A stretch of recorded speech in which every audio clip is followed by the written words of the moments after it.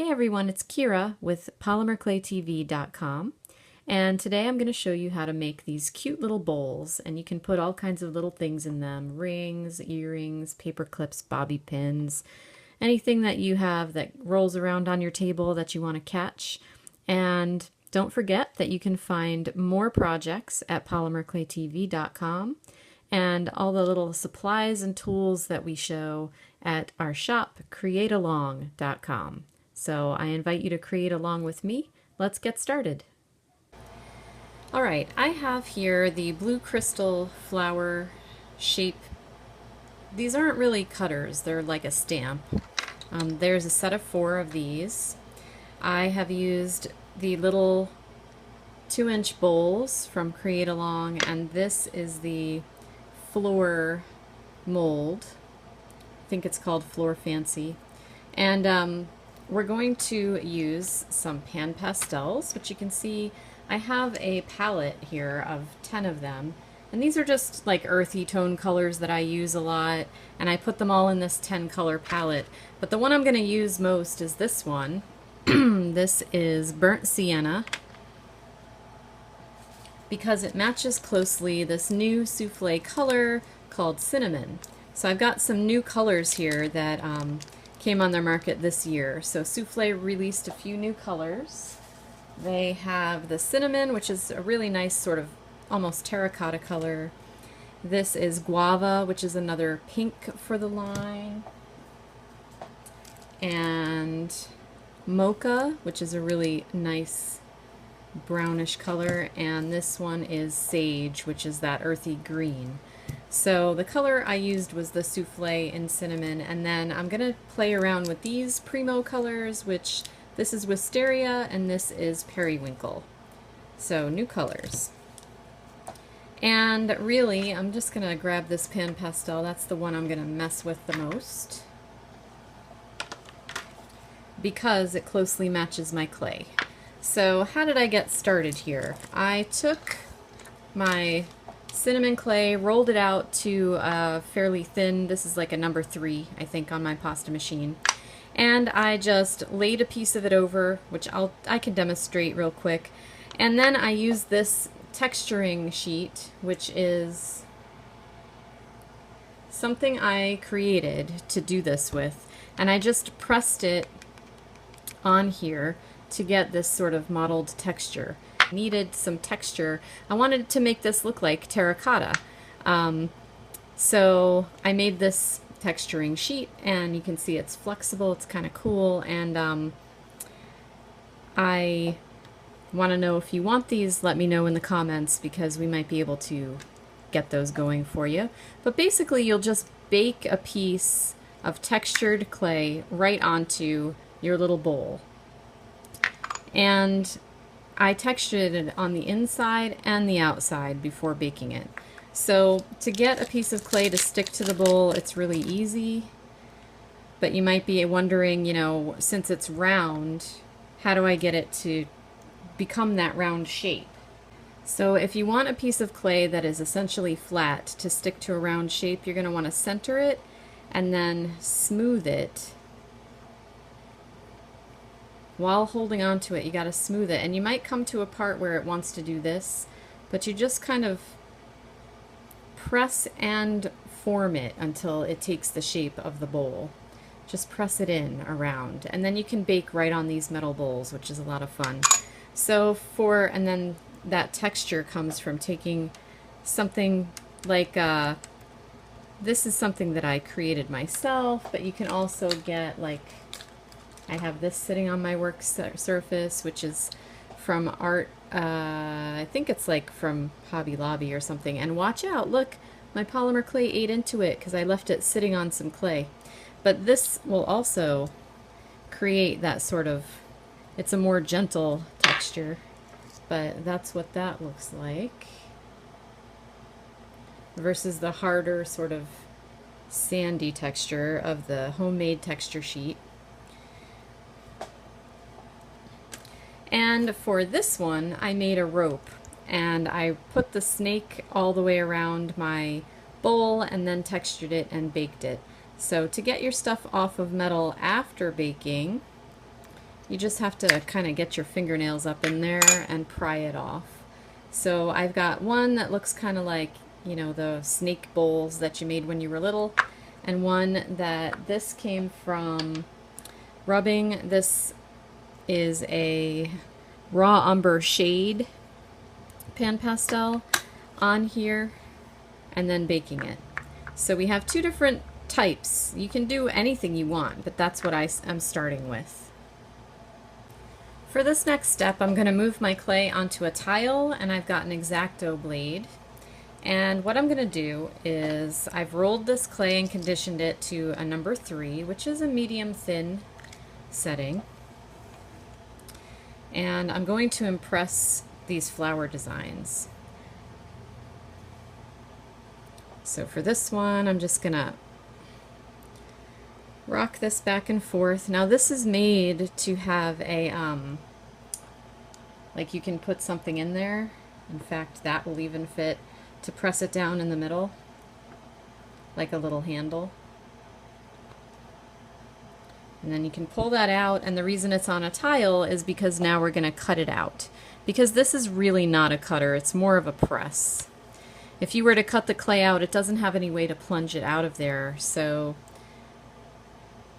it'd be a little bit harder to release it from the shape here. But a nice sharp X-Acto will do the same thing for you. Just cut around where it made the impression.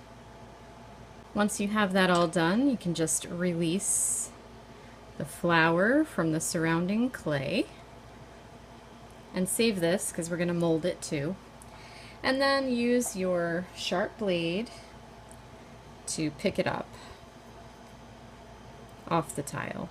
Because you don't want to use your fingers, you'll probably smear it because it does get a little stuck down while you're cutting it out. So we'll just set that aside and do the other flower. Oops. Do this one.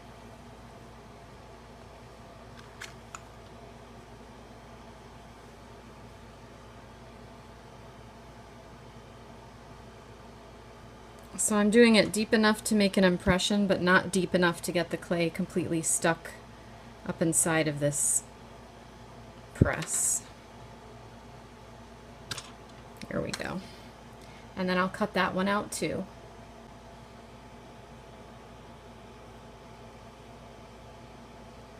Once you've got that all cut, you can release that one. Pull it off the tile.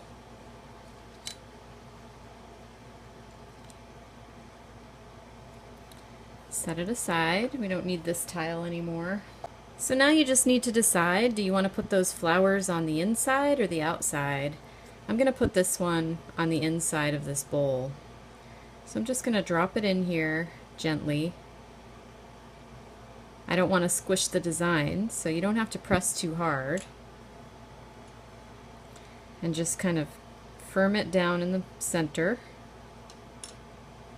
Set that to the side. And I'm going to put this one on the outside, so I'm just going to center it on top and smooth the points down to make contact with the rest of the bowl.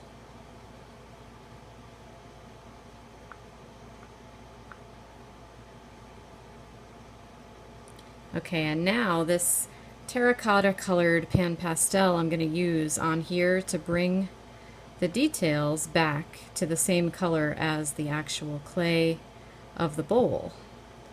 So I thought that that would be neat to just blend it back together.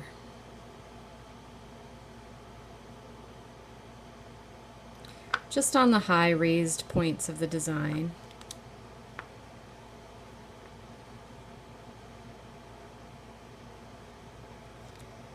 So the bottom of the bowl is going to have this little detail on it now. And you can press as hard or, not hard as you want. Just making sure that it's making contact enough that when you bake this, this isn't going to pop off.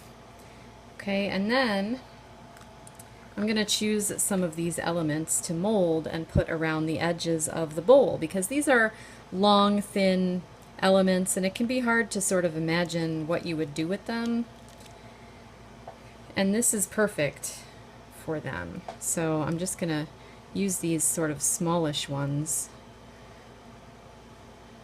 And you just fill the mold.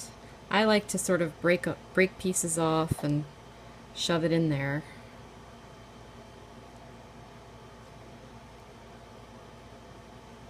And in all of the shoving and pushing the clay into the mold, you tend to get rid of all the seam lines that come from doing it piecemeal like this.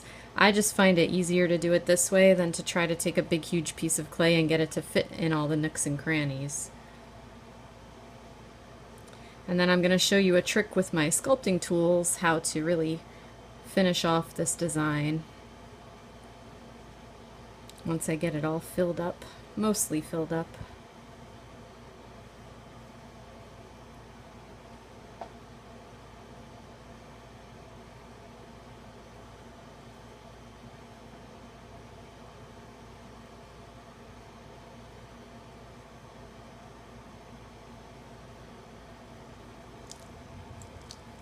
So you can sort of overfill it a little bit.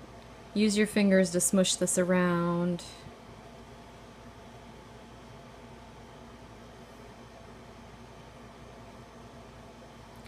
And then I'll use my sharp blade to shave it back a little bit in the spots that I know I put a lot of clay. Like I can feel that there's a lot of clay right there and over here. Now we have sculpting tools in the shop, and we've got large ones that have the brown handle, and we've got the small ones with the black handle. So now you can see them in action here. And these are the bullet tips, and I find these the most useful for this type of thing, to really use instead of my fingers to make sure that this whole mold is full. And to kind of scrub the edges of the rubber here and make sure that there's nothing hanging out of the mold. So I can use these tools instead of my fingers to really shove it in there and then clean up the edges.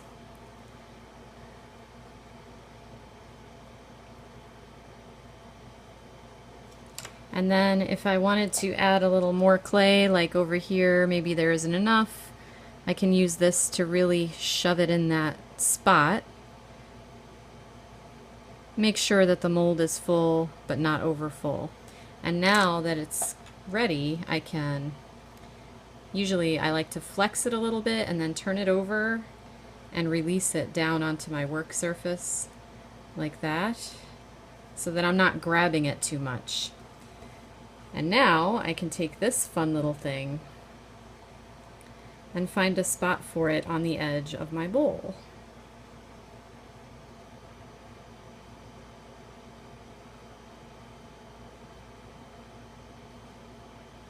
Like so.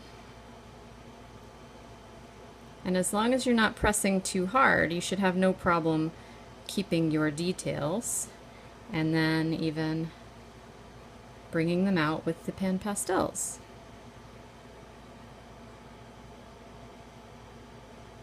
I like that I have a pan pastel in the same color as my clay. That really makes it look like terracotta with glazing and brings the faux terracotta look to it.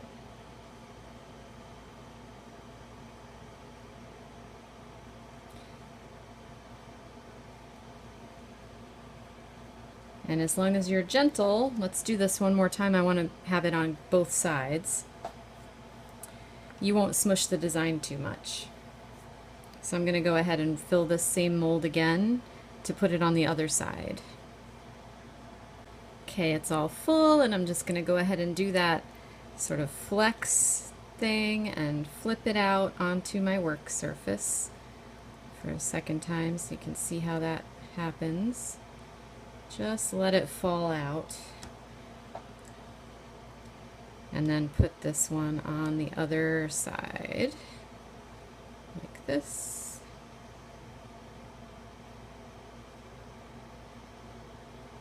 So that they just touch. This bowl happens to be the perfect size for this particular mold, which is really cool. It's fun when things work out that way. And then I'll just touch the tops of this design with my pastels again.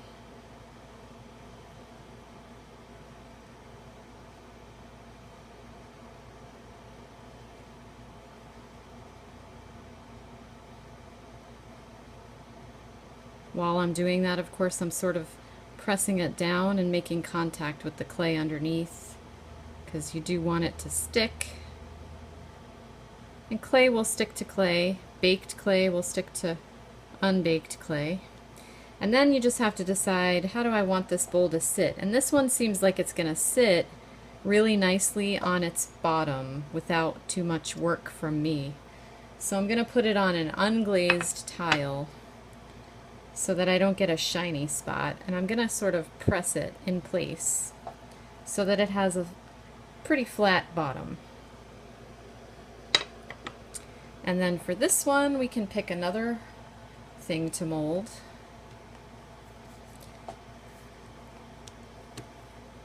Maybe this one right here, and put it more on the edge.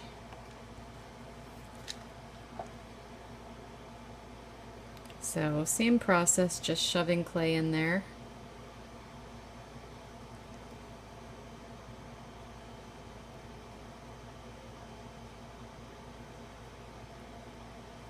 This one's a little different shape, so it's actually a little tiny bit easier to fill it.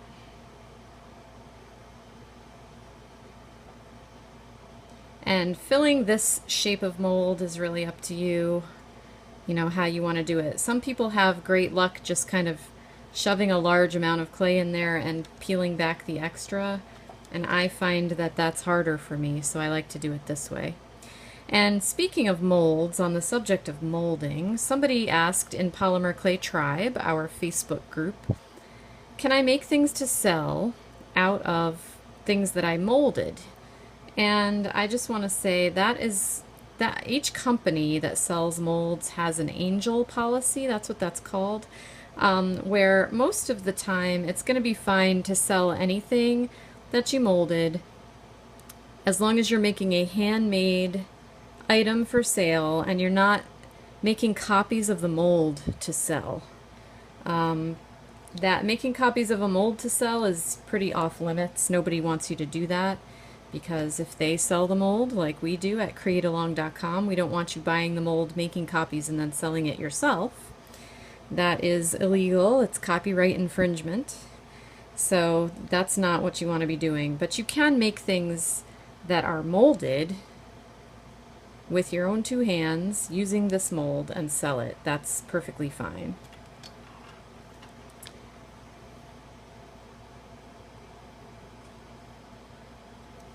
If a company doesn't want you doing that, they'll pretty clearly state that in their terms of use usually.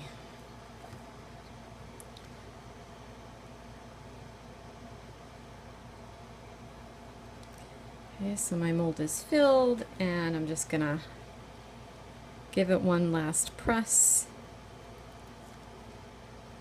There it goes.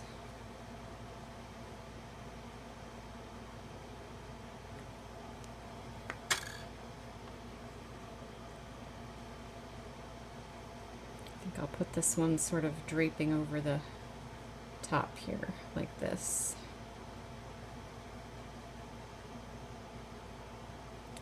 And these bowls will be great for your rings or bobby pins or little things like that.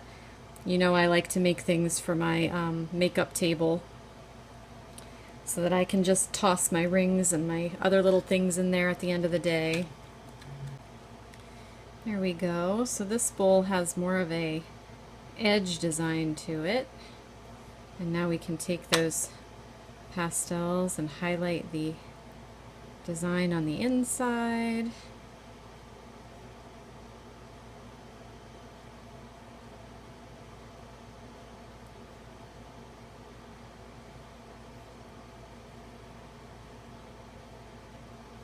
And this design on the outside.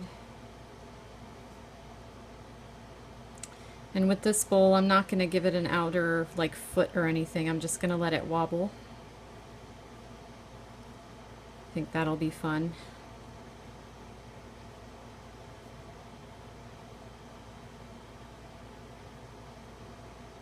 So just check it from all angles. Make sure you got all your details done the way you want them. And then you're just going to bake. This is primo and souffle, so we're going to bake these for half an hour. They're not more than a 1/4 inch thick, so